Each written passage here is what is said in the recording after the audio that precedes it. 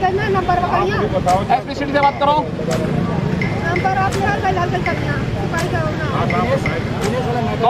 कौन सिपाही पैसा लिया इनसे? वो पैसा वापस करवाइए, नहीं तो एफआईआर दर्ज करवाइए इनकी, उठा के बंद कराइए उसको, जो साले वर्दियों को कलंकित कर रहे हैं इसे। अगर पार्टी बनना है तो वर्दी उतारिए। ये पार्टी नहीं है, हम आपके मैं सबको बोल रहा हूँ, अभी हमारी आपसे मुलाकात, आपका आशीर्वाद अगर पार्टी बनना है तो वर्दी उतारिए, खुले मैदान में आइए, हम लोग उसका वो करेंगे। लेकिन अगर पुलिस की नौकरी करनी है तो पुलिस की मर्यादा और वर्दी की पवित्रता का ध्यान रखिए और आप जाइए फर्जी और निर्दोष लोगों को छोड़िए। क्या आप कैमरे पे वंदे मातरम बोल सकते हैं? वो हम नहीं कह सकते, हमारे बड़े लोग ने मना किया है। टीवी में सुना था ये बोल नहीं सकते। और वंदे मातरम कह देगा तो वो चलेगा नहीं मुसलमान को, वो सर कटा सकता है लेकिन वो बात नहीं करेगा। जिसके लिए मुझे जाना जाता है, YouTube पर 10 लाख लोगों ने जिन पंक्तियों पर मुझे स्नेह दिया, आज आजमगढ़ में सुना रहा हूं। अब वो कहता वंदे मातरम नहीं बोलूंगा, भारत माता की जय नहीं बोलूंगा। मैं जवाब देना चाहता हूं कि तूने कहा सुना हमने, अब मन टटोल कर सुन ले तू, सुन वो गद्दार, कान खोल कर सुन ले तू।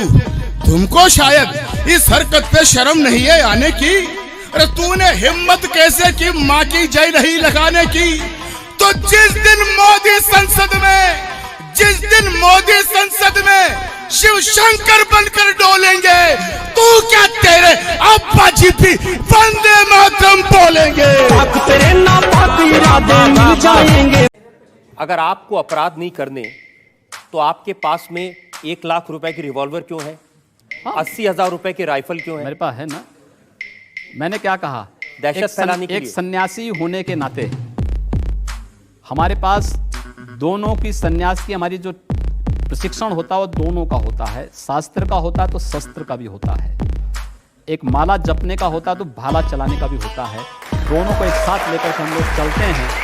कमरिया गांव में 7 यादव परिवार हैं, 40 मुस्लिम परिवार है। मुस्लिम परिवार भैंसे का मांस खा करके पूरी हड्डियां यादवों के घरों में फेंक देते थे।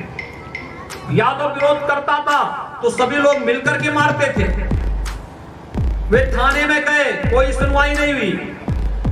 वे लोग समाजवादी पार्टी के नेताओं के पास गए, कोई सुनवाई नहीं हुई। अंत में मेरे पास आए। मैंने थानाध्यक्ष से कहा, मैंने कहा ये अन्याय क्यों हो रहा है? थानाध्यक्ष ने मुझे बताया कि हाँ इनके साथ अन्याय हो रहा है। मैंने कहा अन्याय हो रहा तो न्याय करो। कहा मुसलमान है, सरकार का स्पष्ट निर्देश है कि मुसलमानों को नहीं छेड़ना है। बस जब हुई मैंने उसको कुछ बोल दिया, उसने मेरे खिलाफ एक रपट दर्ज कर दी। उसके बाद 30,000 हिंदू वाहिनी के कार्यकर्ताओं ने थाने का घेराव किया और उसके बाद उसको सस्पेंड करना पड़ा, उसको हटाना पड़ा वहां से। फिर हिंदुओं के साथ न्याय हो पाया।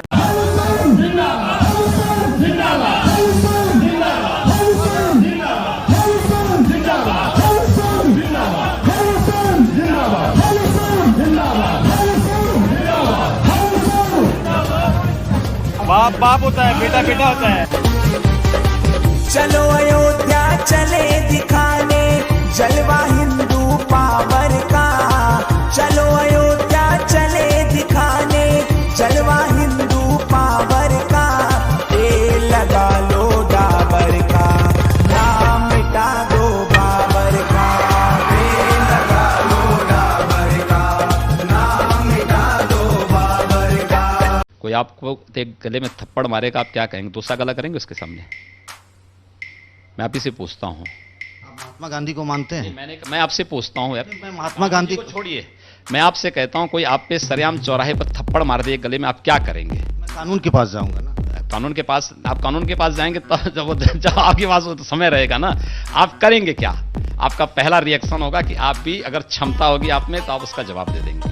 अगर आपके पास क्षमता है आप उसको पटकेंगे, वहां पे एक घूसा जरूर मारेंगे।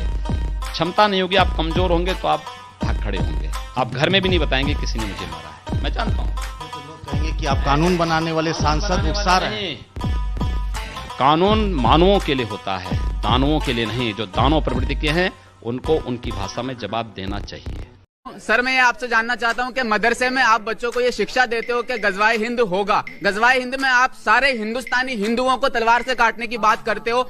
ये सबसे बड़ा आतंकवाद। लेकिन सरहद पे जो गोली जो जवान खाता है वो ये नहीं सोचता कि मैं हिंदू के लिए गोली खा रहा हूँ या मुसलमान के लिए गोली खा रहा हूँ। आरएसएस इस देश में हिंदू धर्म को बचा रहा है। आरएसएस का होने का उद्देश्य है। और आप मुझे गजवा हिंद के बारे में जरूर बता। अजमेर से हूँ, मदरसे से ही पढ़ के आया हूँ सर। सईद अहमद खान मेरा नाम है, मैं खुद मुसलमान हूँ। और मुझे ये पढ़ाया गया कि ईसा मसीह जो आसमान पर चले गए थे वो वापस आएंगे यरूशलेम में, और फिर सारे हिंदुस्तानी उनके साथ मिलके पाकिस्तान बॉर्डर से तलवारों के साथ हिंदुओं की जो है वो गर्दनें सर से। आप चलिए अजमेर मेरे साथ, सुन लीजिए। वो खुद आया पढ़कर। अब मेरा जवाब सुनिए। मदरसा में पढ़ा हूं मैं, एक मदरसा। देश में होता है कुछ लोगों के द्वारा इनका गुणगान। मैं कहूंगा इनको भारत का संविधान नहीं शरिया पसंद है, तो चले जाओ अफगानिस्तान, चले जाओ अफगानिस्तान। अगर चाहिए तो पहिए पर लटक के जाओ या भेजेंगे ससम्मान।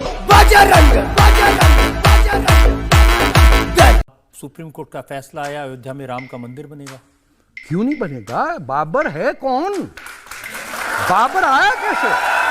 2-4 किताबें तुझके ये तैमूरी बाबरनामा ये पढ़ें कि वो हिंदुस्तान के लोगों को क्या कचरा समझते थे। आपको पता है तैमूर ने बैठा करने क्या करा? भाई काफिर कहाँ रहते हैं? उन्होंने चीन में बहुत हैं। बोले उनके पास तो कुछ है नहीं, तो बोले इंडिया चले लेते। आप तुझके तैमूरी में लिखा है। सर मेरा आपसे सवाल ये है, क्या इस बात से तो इनकार नहीं किया जा सकता कि आपकी जाए पैदाइश पाकिस्तान है, लेकिन सर आप जिस तरह पूरे दुनिया में पाकिस्तान को बदनाम करते रहते हैं, तो क्या आप खुद अपने धर्म में गद्दार वतन नहीं है?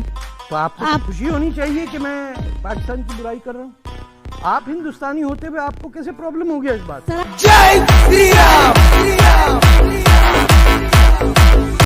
मैं और मेरे सारे देशवासी इतना जज्बा पैदा करें कि अगर कभी सरहदों पे हमारे फौजी भाई कम पड़ जाएं तो मेरे गांव के लोग, मेरे मोहल्ले के लोग डंडे पत्थर लेकर नंगे सरहदों की ओर दौड़ चले। अरे हम शेर है, शेर सिंहों की औलाद है, शेर किसी से डरते नहीं। जाके बता दो उन कायरों को, उन पाकिस्तानियों को, हम डरते नहीं अड़बम्बों से, विस्फोटक जलपोतों से, हम डरते हैं ताशकंद शिमला जैसे समझौतों से। सियार भेड़िए से डर सकती सिंहों की औलाद नहीं है, भरतवंश के इस पानी की तुमको पहचान नहीं।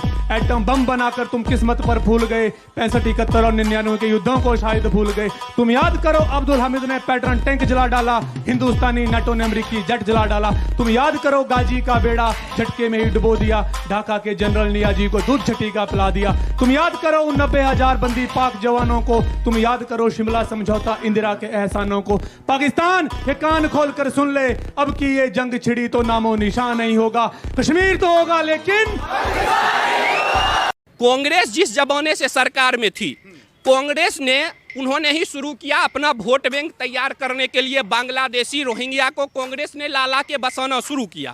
तो वो बहुत लोग बोल रहे हैं कि हम इंदिरा गांधी के टाइम से थे। तो भाई आप किसी भी टाइम से हो, भारत धर्मशाला नहीं है। जमीन पे जो वो कब्जा कर रहे हैं, दोनों तरफ से उनके मानसिक जो सोच बन गई है गजवाए हिंद का, वो भी, और शाहीन बाग समेत तमाम जो जगह पे जहां उन्होंने कब्जा कर लिया है देश में, अभी शाहीन बाग या अन्य क्षेत्र पे कार्रवाई की शुरुआत है। दिल्ली के अंदर कई मिनी पाकिस्तान बन चुके हैं जिसमें शाहीन बाग है। तो वही शाहीन बाग है जहां बोला गया था कि हिंदुओं की कब्र खुदेगी। ये वही शाहीन बाग है जहां बोला गया था जिन्ना वाली आजादी, भारत की बर्बादी की आजादी, भारत के लोगों का दुकान नौकरी जो है भारत के लोगों के अधिकार पे कब्जा कर लिया गया।